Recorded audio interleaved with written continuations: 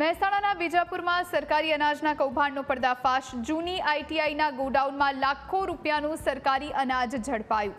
મામલતદારની પુરવઠા ટીમે ઘઉં ચોખાનો જથ્થો ઝડપ્યો છે। ઘઉં ચોખા ભરેલી ટ્રક સહિત 24.88 લાખનો મુદ્દામાલ કબજે કરાયો છે। ફ્લોર મિલમાં પહોંચે તે પહેલા સરકારી અનાજ ભરેલ ટ્રક ઝડપાઈ। પુરવઠા વિભાગે અનાજનો જથ્થો સીઝ કર્યો અને વધુ કાર્યવાહી હાથ ધરી છે। તો વિજાપુરમાં સરકારી અનાજનો જથ્થો સગે વગે કરવામાં આવે પહેલા જ ઝડપાયો છે। જૂની આઈટીઆઈના ગોડાઉનમાં આ લાખો રૂપિયાનું અનાજ ઝડપાયું છે। ઘઉં ચોખા ભરેલી ટ્રક સહિત આખો મુદ્દામાલ ઝડપાયો છે અને વધુ તપાસ હાથ ધરવામાં આવી છે।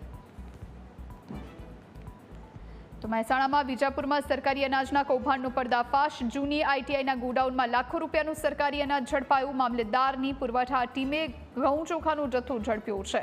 24.88 લાખનો મુદ્દામાલ કબજે કરવામાં આવ્યો।